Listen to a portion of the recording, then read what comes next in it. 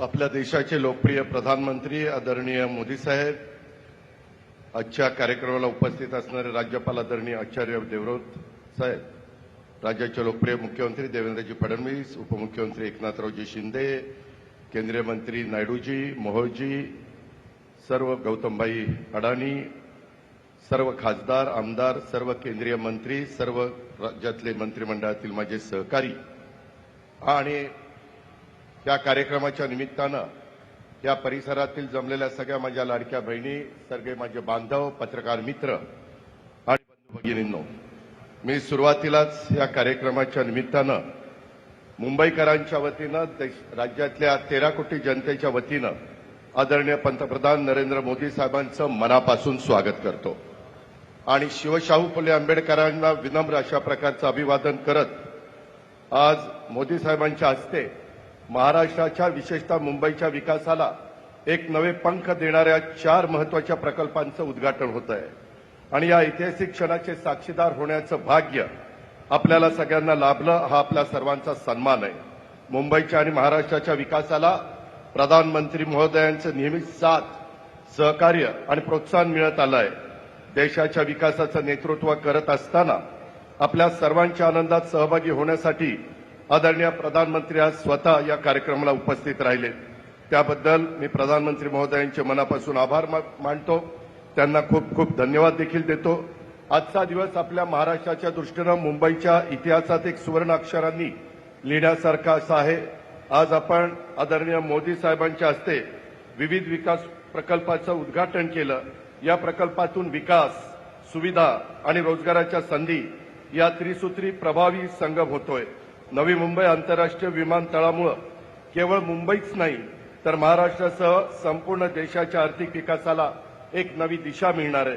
विमानतळामुळे प्रवासाबरोबरच व्यापार, गुंतवणूक, पर्यटन आणि रोजगाराच्या नव्या संधी आपल्याला सगळ्यांना प्राप्त होणार आहेत। खरं तर नवी मुंबई विमानतळ उभारणीचा प्रवास हा काही सोपा नव्हता। जमीन संपादनापासून ते विविध विभागाच्या परवानग्या, प्रशासकीय गुंतागुंती अशा अनेक अडचणींचा डोंगर आपल्या सगळ्यांच्या समोर उभा होता, परंतु राज्याचे कार्यक्षम मुख्यमंत्री, उपमुख्यमंत्र्यांच्या साथीनं आम्ही त्या प्रत्येक अडथळ्यावर मात केली। केंद्रीय शासनाच्या अनेक परवानग्या यासाठी आवश्यक होत्या, त्या तात्काळ मिळत गेल्या आणि हे सगळं शक्य झालं कारण आमच्या मागे आदरणीय मोदी साहेबांचं आणि केंद्र सरकार ठामपणे उभं होतं। कुलाबा, बांद्रा, सिप्स हा मार्ग सुरू झाल्याने शहराच्या दैनंदिन जीवनाला गती मिळणार आहे। ही भुयारी मेट्रो केवळ आधुनिक वाहतूक सुविधा नाही तर जगातल्या प्रगत शहरांच्या बरोबर वाटचाल करणाऱ्या मुंबईची ओळख आहे। दक्षिण मुंबईपासून उपनगरापर्यंतचा प्रवास आता अधिक वेगवान, सोयीस्कर, सुखकर आणि पर्यावरणपूरक होणार आहे। कप परेड, गिरगाव, काळबादेवी यासारख्या गर्दीच्या ठिकाणी प्रथमच थेट मेट्रो सेवेशी जोडली गेली आहे। प्रवाशांना कमी दरात अत्याधुनिक आणि सुरक्षित प्रवासाचा अनुभव मिळणार आहे।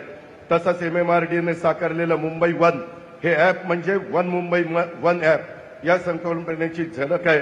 यामुळे आपल्याला लोकल, मेट्रो, बस, मोनोरेल इत्यादी सर्व सार्वजनिक वाहतूक सेवांचा लाभ घेता येणार आहे। हे ॲप मुंबईला आणखी युनायटेड, कनेक्टेड आणि प्रोग्रेसिव्ह बनवेल।